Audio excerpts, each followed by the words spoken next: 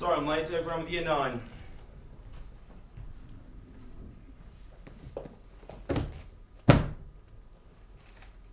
Hope you're well, Toby.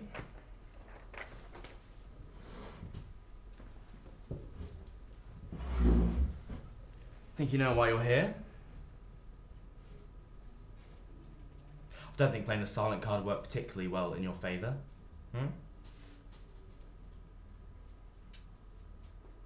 Okay, maybe I'll do some of the talk and we'll see where that gets us. It says here on the incident report dated October 17th that whilst your class were getting changed at the start of period 3 PE, Mr. Perkins heard yelling coming from the changing room. He rushed in to find you and Thomas Peterson yelling at one another whilst being held back by your classmates. Thomas had blood running down his face, and when asked by Mr. Perkins how the bleeding had occurred, he told him that you had punched him in the face. This was then corroborated by other students that were there. Do you care to explain what happened?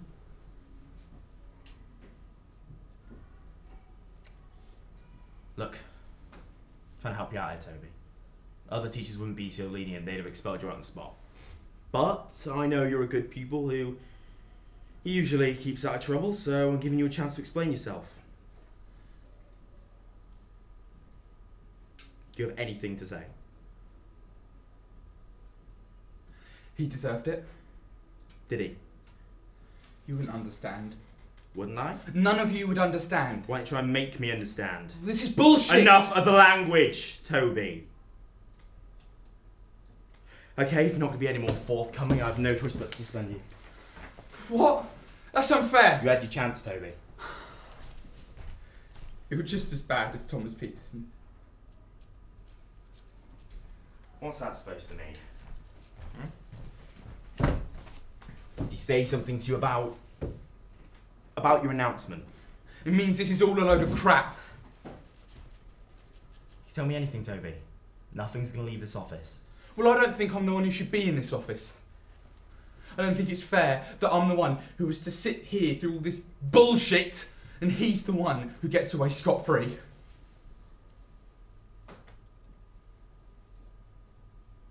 Because I knew it was going to be hard coming out. I mean, this place isn't exactly full of people like me, but I thought that people would be grown up enough to just accept it. Didn't think people would be bothered by the fact that I like guys. Because I do. And I'm proud of that fact. I'm proud that I know who I am. I figured out that I was gay when I was 12. I got hard on whilst watching Chris Evans in Captain America. That was an awkward family film night. It was embarrassing. I felt so embarrassed to like a guy because I'd never been told that that was okay. But you know, at the same time, it felt so normal because I was like any other teenager getting a boner at an inappropriate moment. I think I'd always known that I didn't like girls. I never found them attractive and I thought puberty just hadn't hit in. But for that moment, I was normal because I finally liked someone. But I've never felt not normal. And that's because I am normal. Being gay is normal. So when Thomas said that, I hit him. When he called me that word, I lost control because who is he to say that I'm not normal? And now I'm the one who sat here having to explain myself when he's the one who should be being punished. Tell me what's fair about that.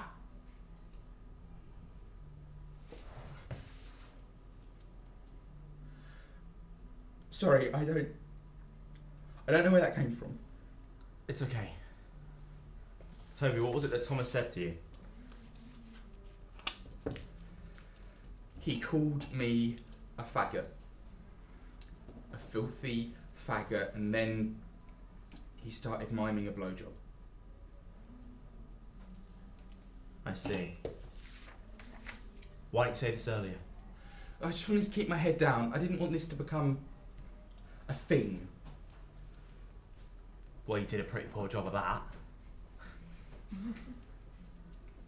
I didn't think anyone would believe me after all of Thomas's mates jumped to his defence. We'll get in the class one by one. We'll get the truth, don't worry. Thank you. You're welcome.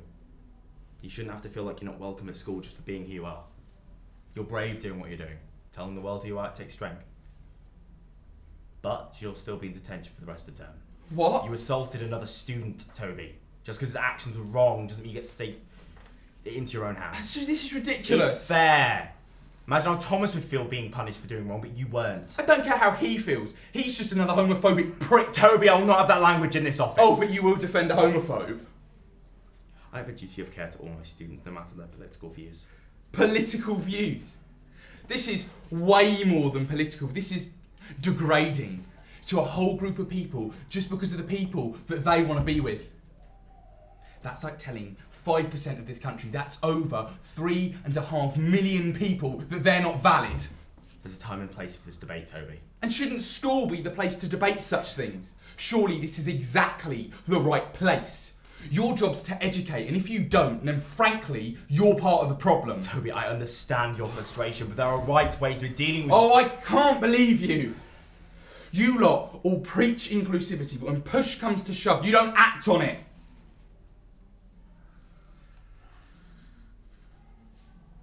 I can't believe I told you all that personal shit. And you turn around and pull this. Have you heard of Section 28? No. Sit down.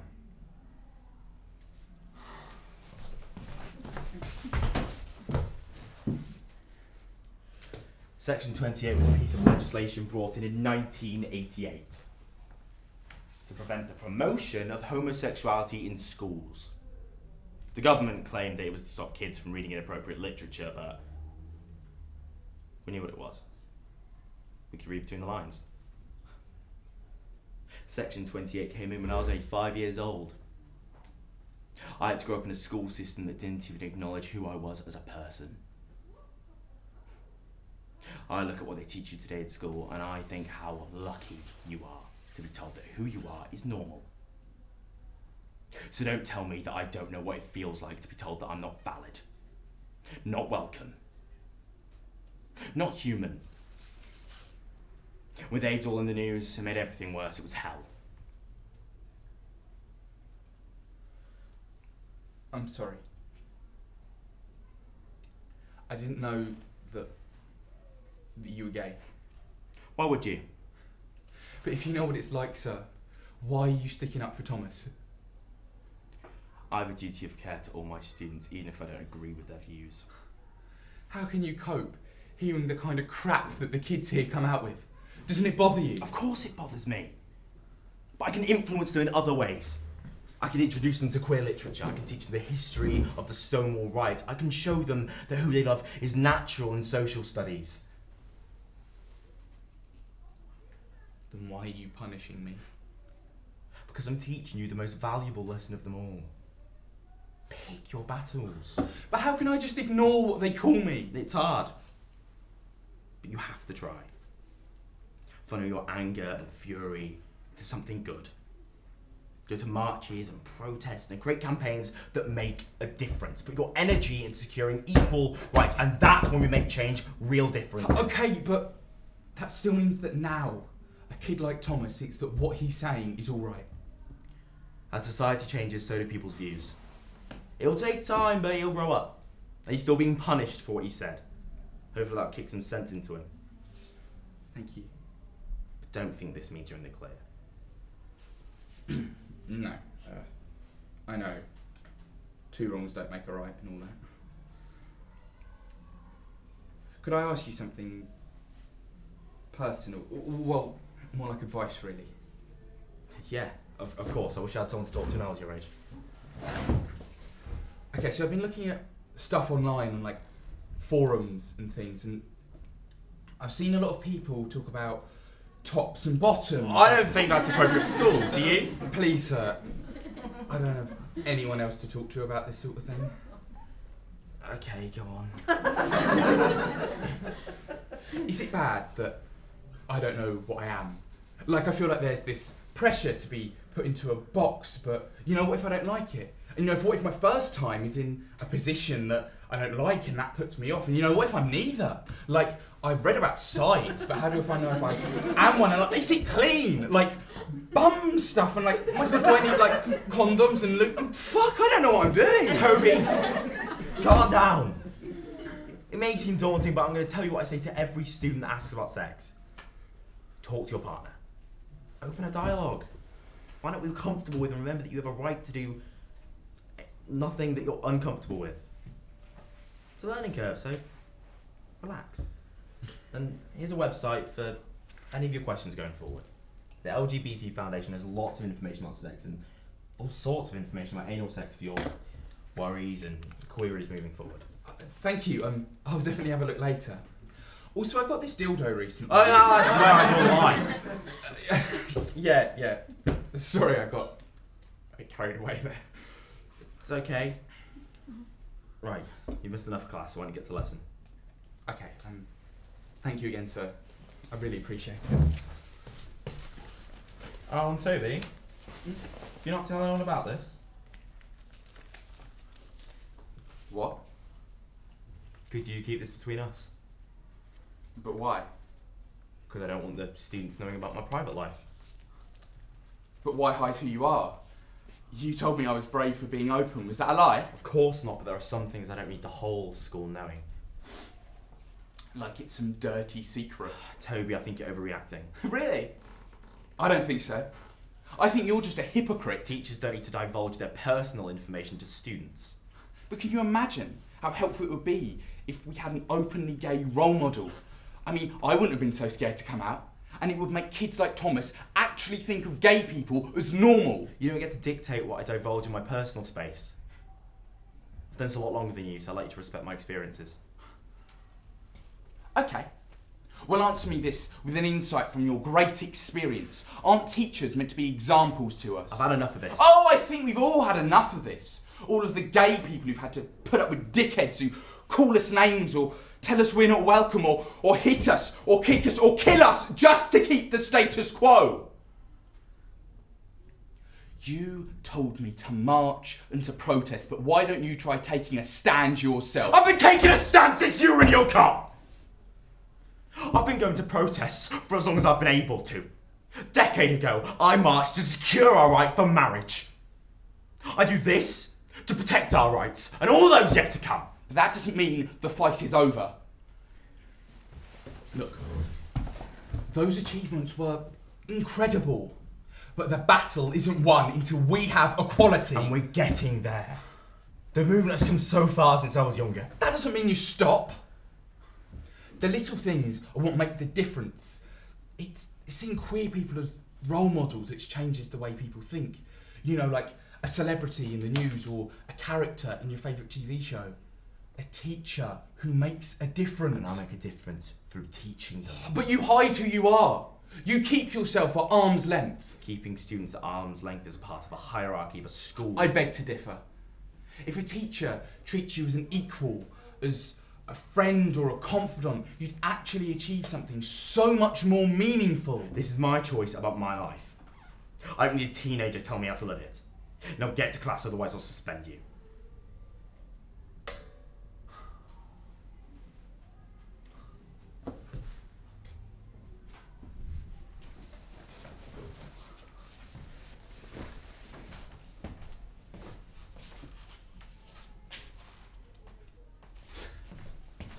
I don't think you will.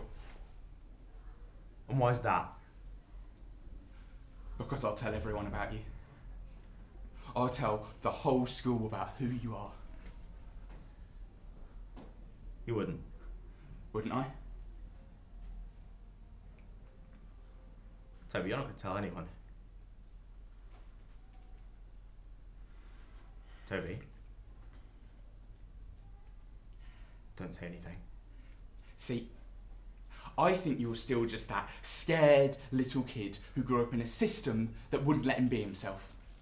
A boy who lived embarrassed by who he was, so embarrassed he became part of that system. You might go to your marches or fight your causes, but if you're not going to wear your heart on your sleeve, then what's the point? What's the point if you're just hiding? Toby, please don't tell anyone. I'm not going to. I know enough to know that coming out is something you've got to do at your own pace. I'm out! I'm proud, but I choose when and where to show it. I know when to pick my battles and when to let things go. I've been doing this a far sight longer than you. So don't act if you have any idea what it was like for me to get here. I don't think that just because you're older than me, that I haven't been going through some of the same things that you did. Don't pretend that in the last 30 years, all problems for gay men in this country have just disappeared and it's all unicorns and rainbows.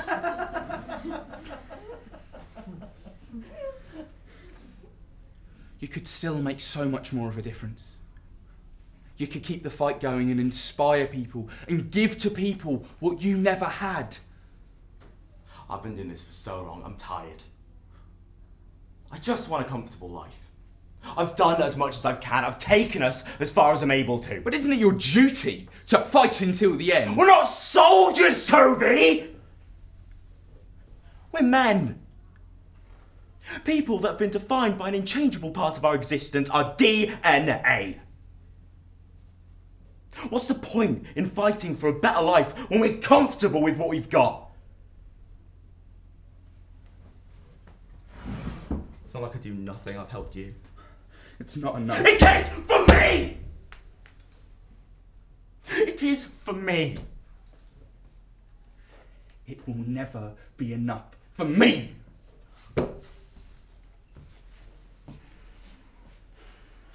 So easy to say when you're young and full of energy. I used to think the exact same thing. But sometimes you have to put your own happiness first, Toby. It's not like I've done nothing. I've helped you and other students. What other students? Students that aren't as comfortable with themselves as you are. I make a difference. You keep things the same. I do what I think is right. Maybe that's all any of us can do in the end.